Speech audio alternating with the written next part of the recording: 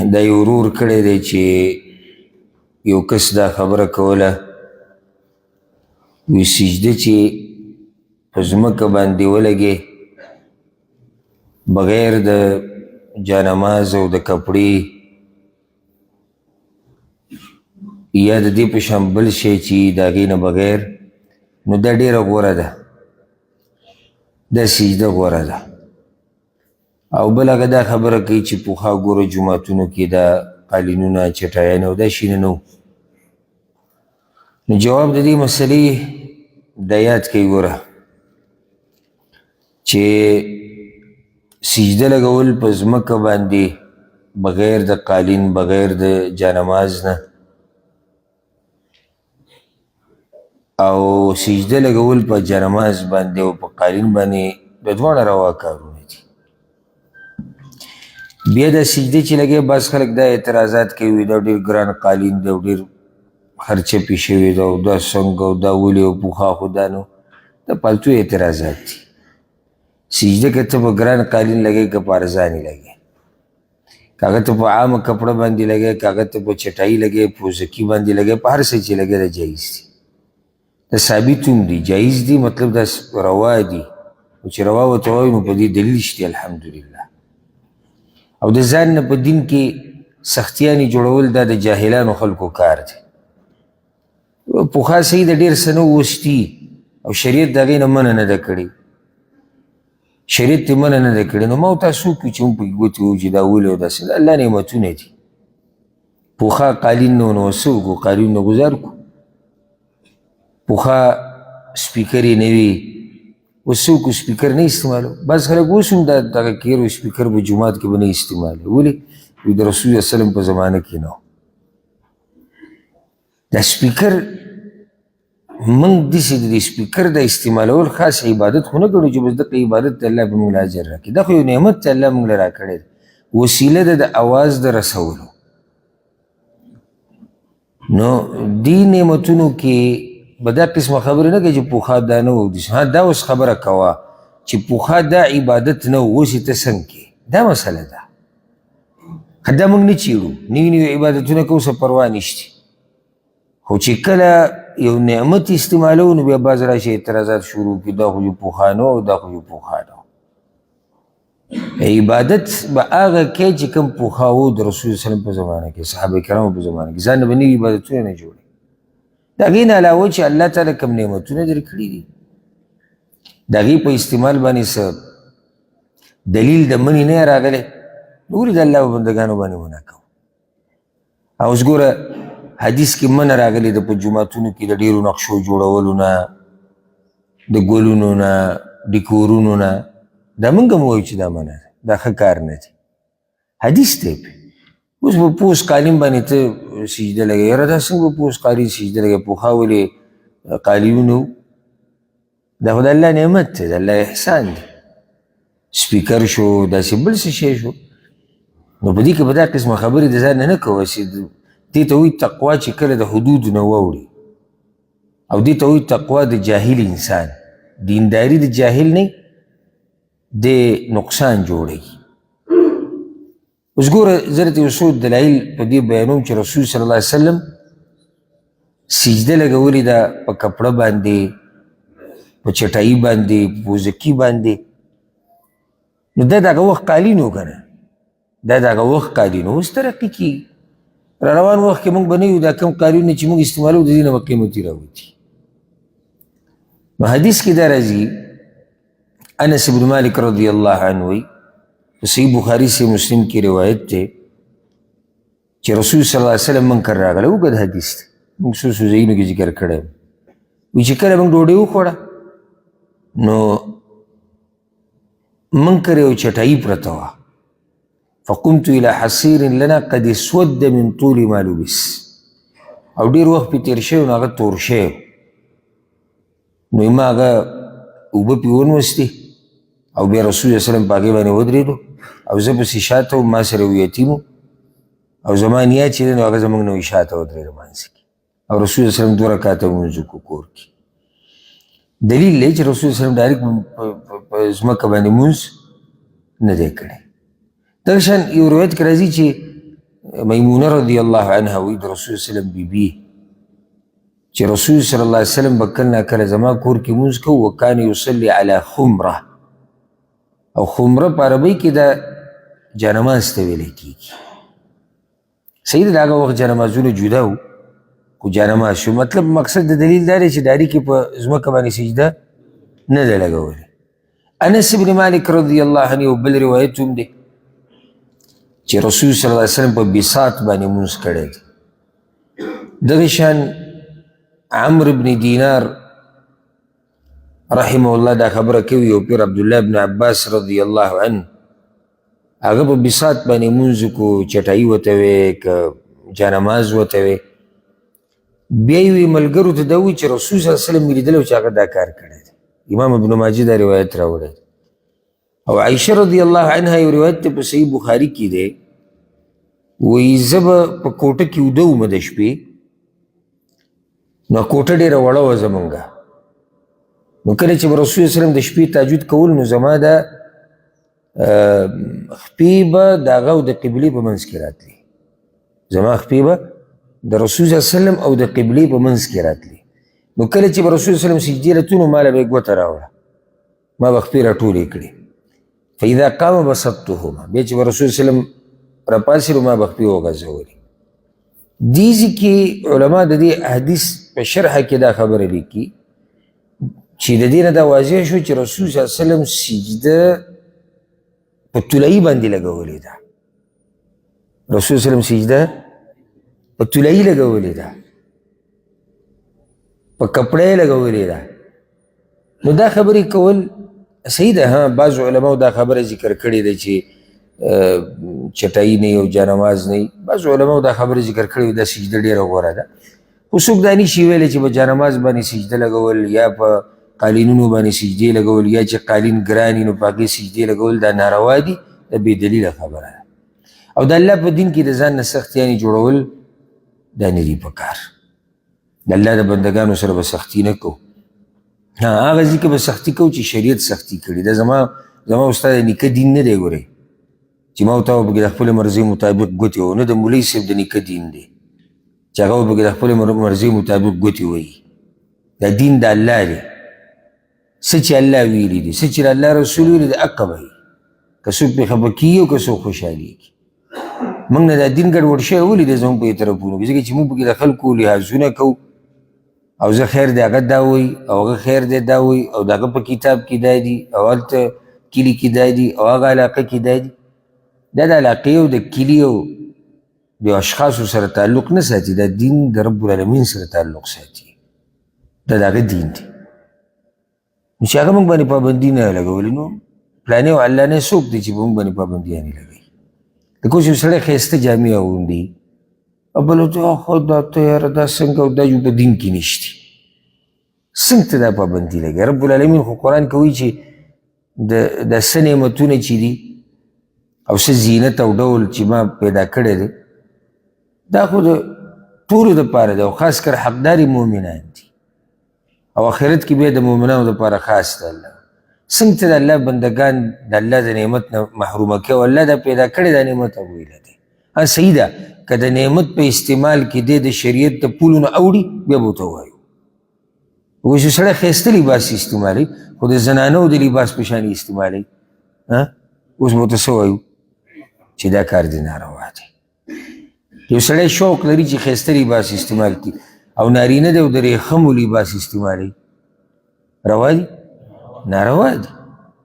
د شریعت د حدودو چې خیال ساتلی کېږي نو د الله نعمتونه په چا بندول نه دي په کار لکه اوس جمع دی کومو ملکونو چې ترقي کړې ده زموږ خو ځان له حال دی کومو ملکونو چې ترقي کړې ده چې ورننوځې ایټرې پکې لګېدلي په دې ملک کې شتي بعض جوماتونو ته چې ورشي ایټرې پکې لګېدلي ښکاري نه و جومات ګرم وي ټول نو ته به اوس خلکو ته دا د رسول وسلم په زمانه کې وو دا د صحابه کرامو زمانه کې وو څومره چې جومات کولا وي او خټې پکې رابهیږي او څومره یخي او څومره پکې سیلۍ لګي دې کې عبادت غوره دی بیا زموږ د خلکو یو ذهن جوړ شوی دی چې دا عبادت نوم د سختۍ دی عبادت نوم د څه دی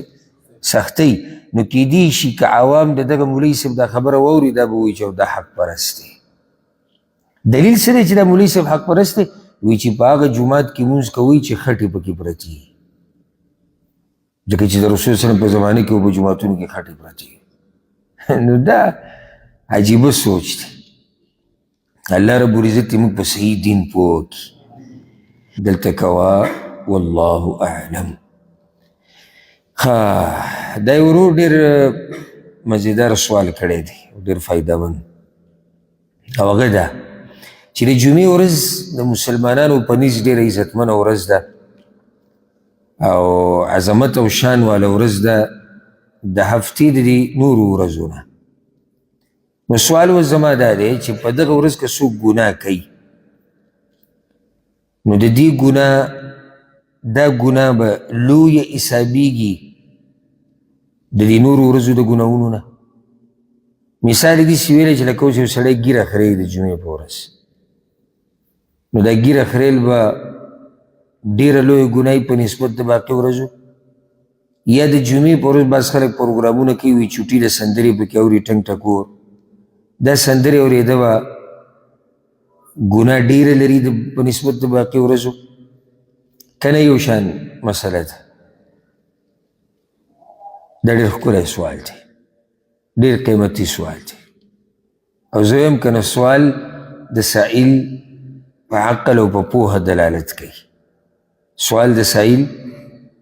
په عقل او په پوهه دلالت کوي. مانه چې کله م سوال وشي که نه نو زه د سوال نه دا اندازه لګوم چې دا سړی په څومره اوبو کې دی، نو بیا د هغې مناسب هغله به جواب ورکړي. بیا به ته دا نه چې جواب به ټول له یو شان ورکړي، بیا به څه کې مناسب به هغله جواب ورکړي. تا ته اندازه ولګي چې دې سړي سره علم کم دی. لکه اوس یو کس راشي تا نه دا تپوس کړي چې د اسلام څو ارکان دي، دا سوال خو زموږ ماشومانانو ته هم د دې جواب معلوم دی، خو ده ته نه دی معلوم. دلالت کوي په دې باندې چې ده سره د اسلام علم ډېر کم دی. نو ته به په طریقه او په اسانه طریقه پوهېږي، دا نه چې ته اصولو ته او علمي قواعدو او قوانینو ته او جوړو مسلو ته واورې. غریب ته چې دی د اسلام ارکان نه دي معلوم او ته په نورو کې پرېوتې. یو سړی راغی او یو جوړې مسلې ته پوښ وکړو، اندازې لګي چې دې سړي سره علم شتي. چې علم ورسره شتي نو دله بیا د د حالاتو مطابق جواب ورکول غواړي. زنانه سوال وکړو نو د زنانه مناسب جواب، نارینه نو نارینه له د نارینه مناسب جواب. او دا کار هغه عالم او هغه داعي او هغه مفتي کوي چې الله رب العزت له حکمت ورکړي. ټولو ته به یو شان خبره، یو شان مسله، یو انداز کې به نه بیانوي. د هر چا د پوه کولو جدا طریقه ده. نو د سائل د سوال نه پته لګي چې دا سړی په څومره اوبو کې دی. لکه هغه بانډچیان به د رسول الله صلی الله علیه وسلم خوا ته راتلو که نه، عجیبه عجیبه سوالونه به یې کول. هماغه قسم به رسول الله صلی الله علیه وسلم جواب ورکړو. یو بانډچي راغلی وي قیامت به کله راشي. نو رسول الله صلی الله علیه وسلم څه وخته پورې جواب ورنه کړو، هغه انتظار کوو ناسو. وایي څه شو؟ وایي زه داسې ناست یم یا رسول الله. وایي څه تیاری دې وله کړی که؟ دا اوس مناسب جواب دی چې دا سوالونه پرېږده، کله به راځي کله به راځي. دا علم د الله سره دی. مسله دا دی چې تا ولې څه تیاری کړی. لکه اوس رسول صلی الله علیه وسلم باقي تفسیر شروع کړی او دا اوږده اوږده تفسیرونه یې کوی، خو حکیم انسان و که. نو دا سوال دلالت کوي د ورور په پوهه باندې. جواب دا یاد کوي چې جمعې ورځ ډېر عظیم ورځ ده، دا خو ټول مسلمانان دا خبره مني. په دغه ورځ صحیح حدیثونو کې دا خبره راغلې ده، صحیح بخاري صحیح مسلم کې مشتي، نورو کتابونو کې. په دغه ورځ آدم علیه السلام پیدا شوی دی، په دغه ورځ جنت ته ننوتی و، په دغه ورځ چې دی آدم علیه السلام مړ شوی دی، په دغه ورځ به قیامت راځي. په دغه ورځ دا هغه ورځ دی چې جنتیان به پکې راجمع کېږي، د خپل رب دیدن به کوي. یو روایت کې دې ته د ابتي اختر هم ویلی شوی دی. او دا هغه ورځ دی چې په دې کې یو وخت دی چې مسلمان پکې د الله نه څه غواړي الله یې وله ورکوي.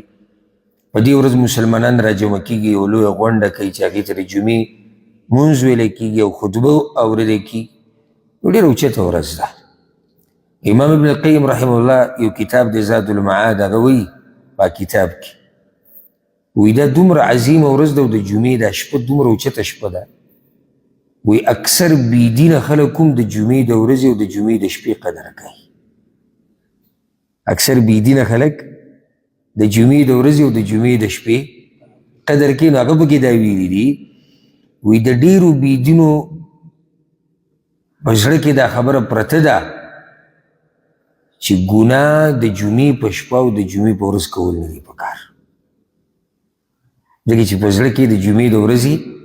او د جمعې شپې قدر دی او دا خبره موږ عامه اورو ګورئ ښه لکه کله سړی د یو ګناه کار کوي که نه بعض ورته وایي مه کوه لکه د جمعې شپه ده اورېدلي هم دي که نه یا د جمعې په ورځ ورته وایي مه کوه لکه د جمعې ورځ ده نو دا ورځ ډېر اوچت ورځ ده. اوس ګناه څو چنده کېږي که په دې ورځې وکړې نو ګوره ګناه یوه شمارلی کېږي ګناه یوه ده ځکه چې حدیث کې واضحه دا خبر راغلی ده چې ګناه رب العالمین یوه شماري هر چې نیکیانې دي نو هغه ډېری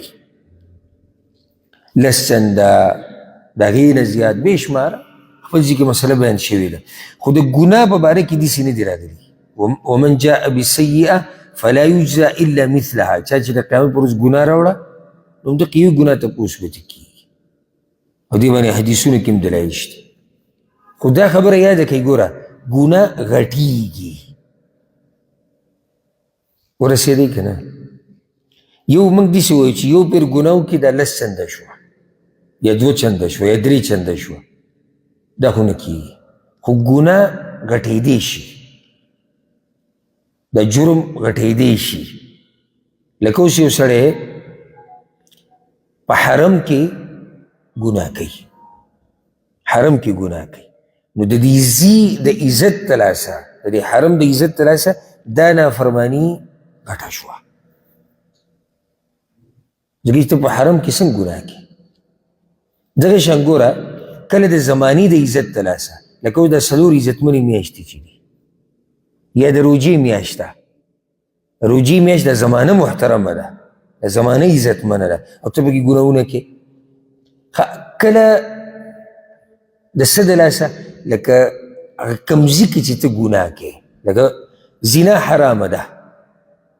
حرامه ده که نه ده حرامه ده خو یو سړی زنا د هغه زنانه سره کوي چې هغه د په محارمو کې راځي لکه ترور سره والعیاذ بالله داسې یو مثال نو جرم ښه ډېر شو جرم دلته څه شو ښه ډېر شو کله یو خاص وخي لکه حدیثونو کې راغلي چې څوک د دروغو قسم خوري د مازدیګر نه بعد مازدیګر مانځه نه بعد دلته د یو خاص عزت دی او داسې پسې بیا ځه نو دغه شان د جمعې ورځ په دې ټوله هفته کې عزتمنه ورځ ده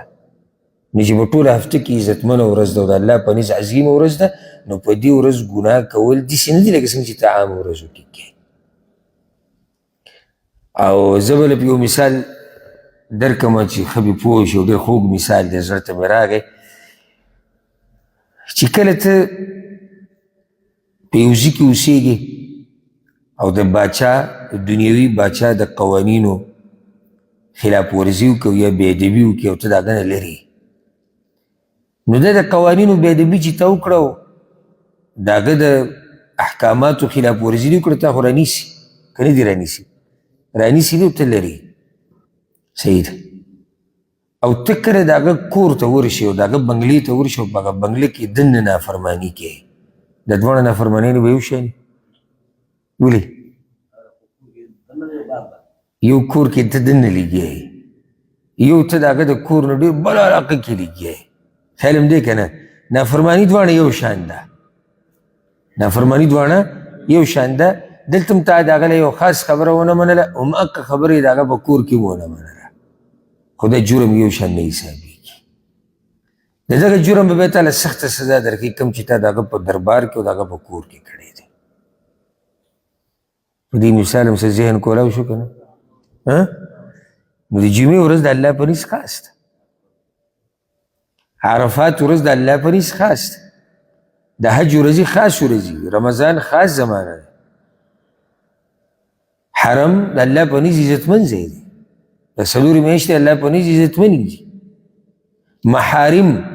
چې د کومو سره ودونه حرام شوي دي د الله په نزد غټه مسله نو د جمعې په ورځ چې سړی ګناه وکړي موږ داسې نه شولی چې ګناه دوه چنده شوه حقه یو ګناه ده خو څه شوه جرم غټ شو ځکه چې په یو لویه ورځ کې د الله دا نافرماني وکړه الله رب العزت دې موږ د هر قسمه ګناه نه وساتي ښه دا یو ورور سوال کړی دی وی کله داسې وشي چې زما په کپړه باندې یو قطره دوه قطرې تشې میچازي ولګي بول نو د هغې هغه زه په دوو طریقو سره انځم یو دا چې اوبو ته یې دقه شان ونیسم د اوبو کم پیپ ته هر ځینې چې اوبه راځي کومه ټوټه